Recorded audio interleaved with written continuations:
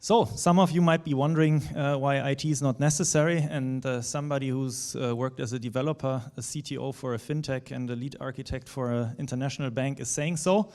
I hope to provide some perspective, and we'll come back on the title in 5 or 10 minutes or so. So thanks a lot for being here, and I first want to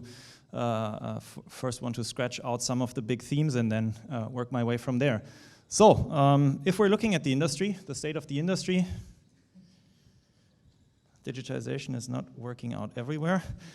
We see that, even though, like 10 years ago, I think a lot of the banks were being told, you're left behind, digital is the new future, and you can't really catch up. And, a decade on, we see that maybe the demise of the banks was prematurely said.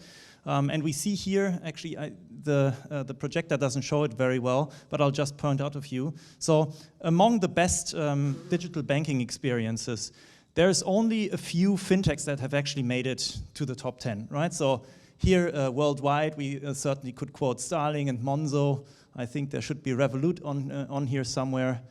I can't see it, yeah, right up there. Even in Germany, with some of the local players, N26 and Vivid, but a lot of the rest are traditional players in the industry, and it's not entirely different if we look to other markets as well. So, while digitization has been progressing steadily, the incumbent banks haven't played too badly. Now, if we put that into the bigger picture, however, we see that, or I think that, when it comes to digitization, we're still only at the beginning, because what we've just seen were new digital channels. Has the rest of the bank been fully digitized? Well, in some instances probably, but in a lot of instances also not, right? And if we look at the channels and just a very high-level view of what the rest of the bank is doing, how about the digitization of all of the core products? How about the digitization of all of the back offices and providing a seamless experience across the channels? So, I think it's fair to say there's still a lot of work ahead of us. And if we look, on a more financial side of things, what we've shown here, or what we've done some research on, is the cost-income ratio of various banks and mapped it over time. So I just want to point out a few interesting examples, right? Because one of the best examples of where the efficiencies of a digital business model have actually been realized is certainly ING. And if we compare ING to somebody who has a similar business model, both retail, both corporate, transaction banking, foreign banking, we see Commerzbank, same business model, twice as expensive when it comes to cost-income ratios, right? We see Deutsche Bank with some back and forth, buying, selling large banks, not managing the transition very well, failing to integrate all of the core banking systems. You can actually see, some years they spent more than they made. And that's all due to horrible software strategies, actually. But on the other hand, a bank that you've probably never heard about, Rentenbank, it's a tiny institute in Frankfurt.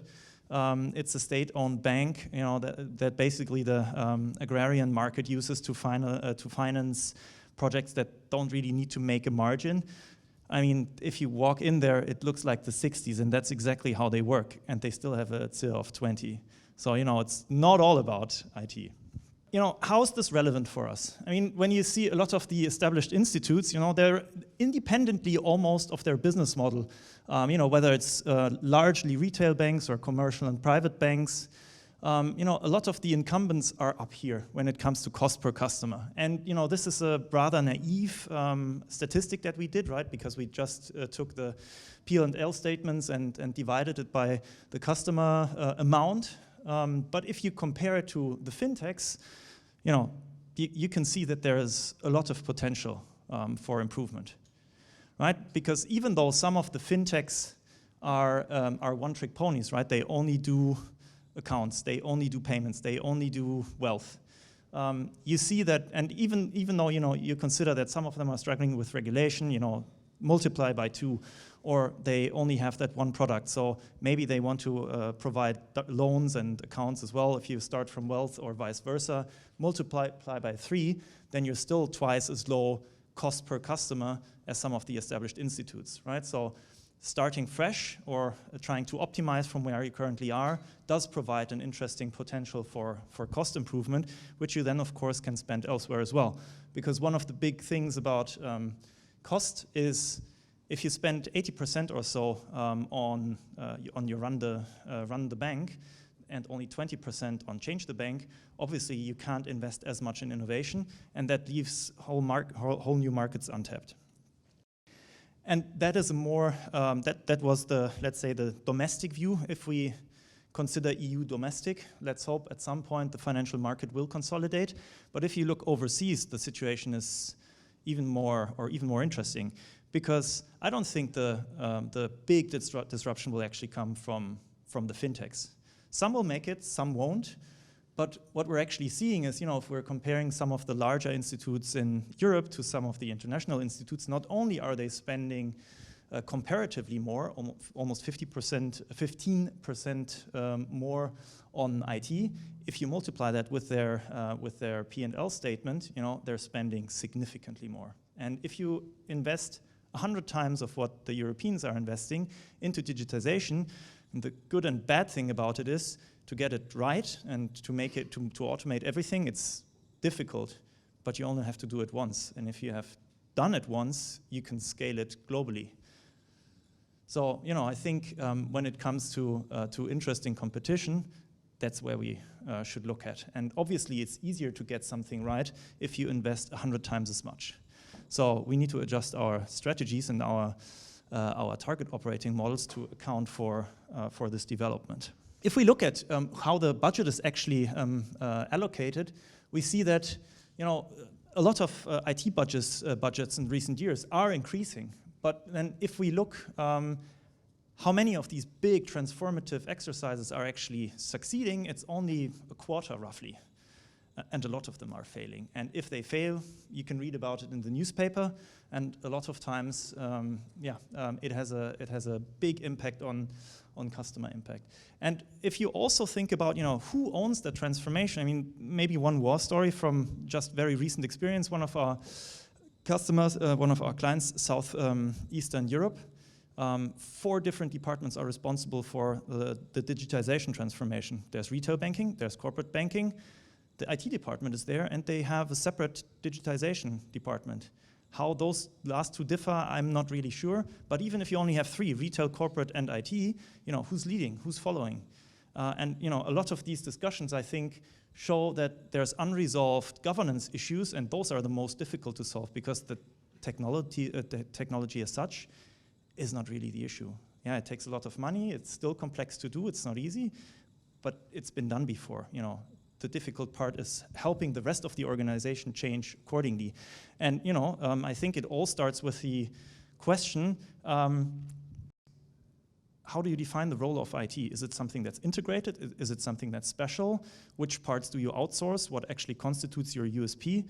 And you need to start with that, because that determines how you're going to approach the whole exercise. But if you're starting with that and you're trying to decide which of your functions and business capabilities are actually USPs and which are commodities, it is a very strategic exercise. The IT alone can't decide that. It is a discussion for the rest of the bank as well.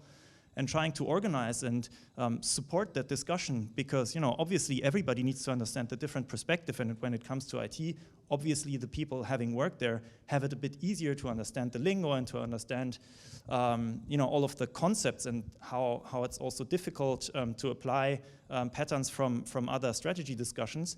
I mean, it's an interesting conundrum to solve. Maybe one other example that shows how difficult it is for some organizations to deal with that change. One of our clients in automotive that we also help with their software strategy, when you want to order software, you have to, or let me start over, how much do you think software weighs?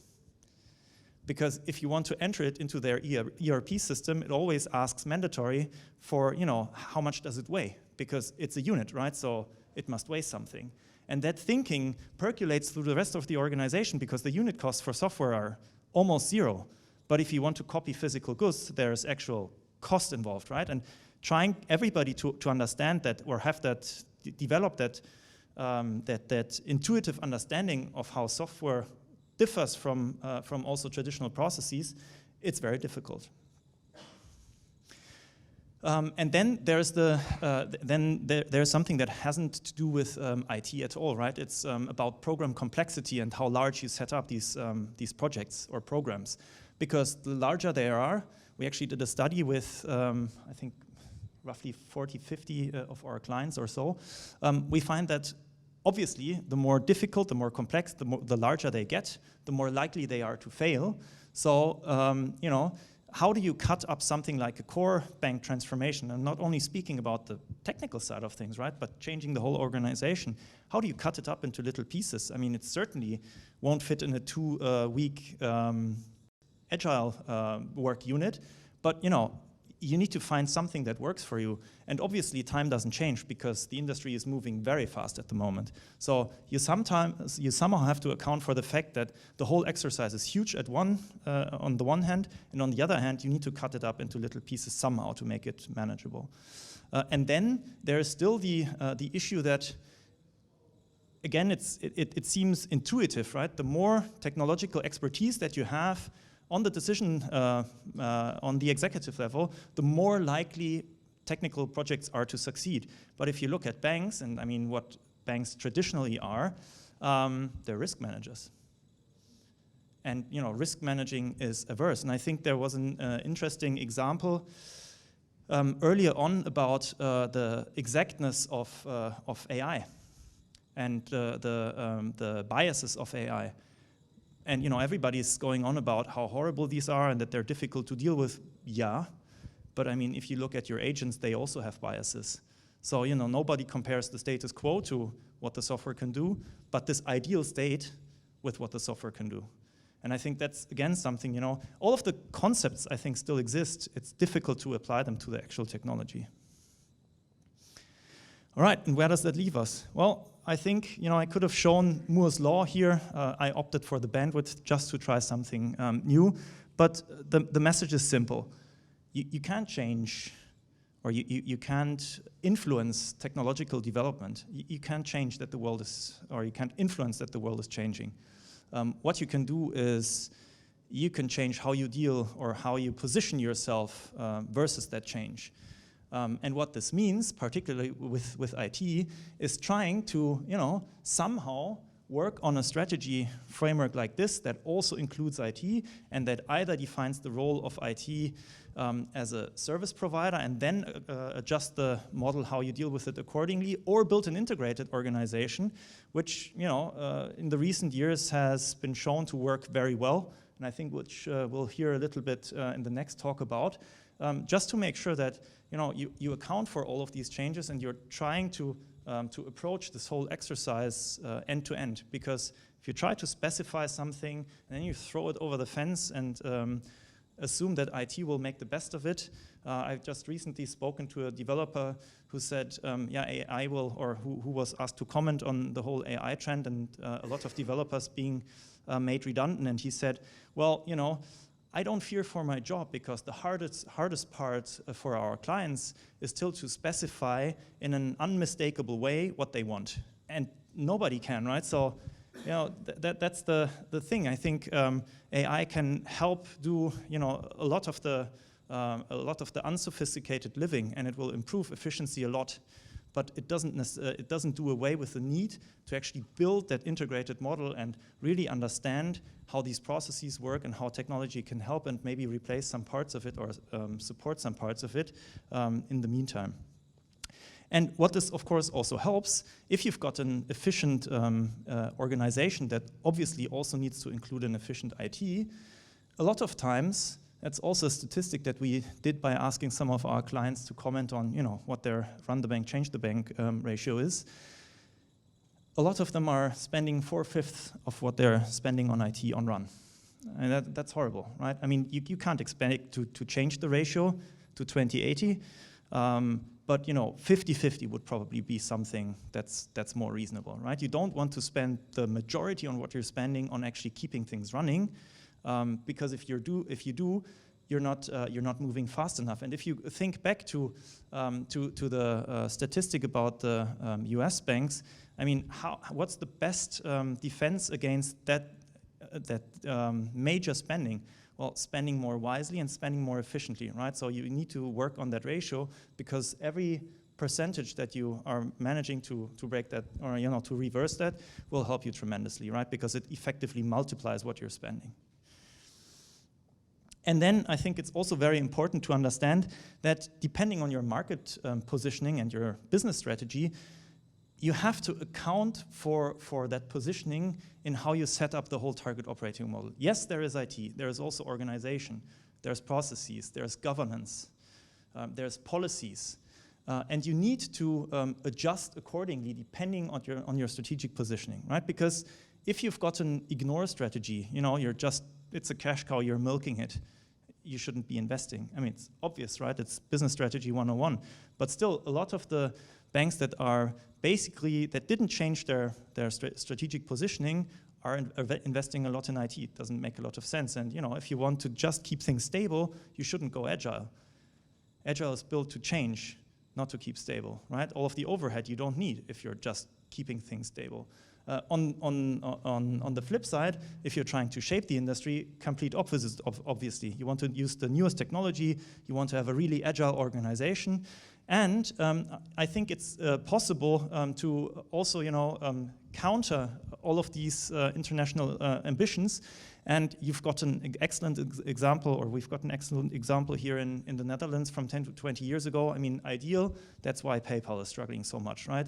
There's other examples like Twint, basically the same that they did 6 years ago, I think, in Switzerland, where they applied the same concept to mobile banking. And then there's also Shape, and that's maybe something that I'd like to use the last few minutes of my talk to spend on. So, the four-party model, most people here in this room will know it. It's how payments have basically worked for decades with the banks, with the customers, and the scheme providers. And if you consider now what kind of strategy Apple is applying, they have the customer interface on the one hand. Now they're providing also the merchant interface on the other hand. And if they have that, they can just short circuit it and take out all of the banks and all of the payment networks in one go. So think about how that works and how that compares with massive investments that are happening at the moment, going from Giro cards to the Master and Visa debit cards and so on. So, right? I mean, if you don't know about these developments, it's very difficult to take an informed decision, but those are super relevant because they should decide where you're going to invest in. So coming back to my original question, okay, so why did I write IT is not important? Well, I think banking is basically IT. We're not moving any physical goods. We're trying to automate all of the processes. But the point is, IT, if you just leave it separate, it won't be able to deal with the challenges that we're seeing today. And you need to somehow change your operating model to integrate the organizations a lot more, because that's how you also help the rest of the bank become better as a whole. You build better products, you build better processes. And with that, I'd like to end. Thank you a lot for your attention, and also hand over to Krista, who's going to speak about. Oh, okay, sorry, but then we'll hear a little bit later about what this actually means in practice and the operational challenges. So thanks a lot for your attention, and if there are any questions, happy to answer them.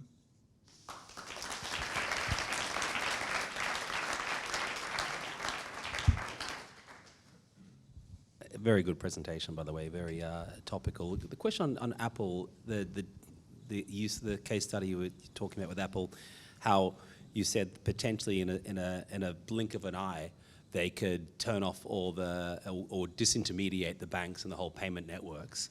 Aren't they reliant on them still? Like they got the Goldman Sachs partnership, they got that banking license they need to access, they use the schemes and so on. How could they do that? And are you seeing something that others aren't? Well, probably we're working on a lot of these payment strategies, helping also national governments decide how they deal with the fact that, in the blink of an eye, whether I don't mean to say that I find this bad, but they switched off MasterCard and Visa overnight in Russia, right? If they do that with Europe, what happens? It's a major issue. And I don't mean overnight, right? So usually what you see when Apple is working on something like that, it doesn't mean that necessarily this is going to materialize, but they are working on it at the moment. And when they go live, usually in Canada, then you have 4 or 5 years until they come into the European market, which is exactly what you can use and what, for example, the Swiss banks used 6 years ago, knowing that they were working on it, preparing for 3 years, putting their own solution live, and thereby, basically countering the move. What happened there is exactly the same that happened here in the Netherlands 20 years ago. Apple Pay is simply, well, not irrelevant, but it's just a fractional, or it's just a fraction of as important as it is, for example, in Germany or in other regions. Plus, you're absolutely right. Apple at the moment is using a lot of what I would probably term co-petition.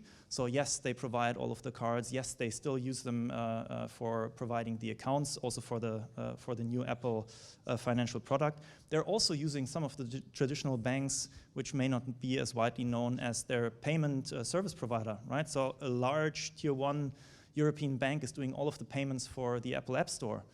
But that doesn't mean that they're working in parallel on these other strategies, which they can because they have the customer interface and their strategic positioning is so strong that they can do both at the same time.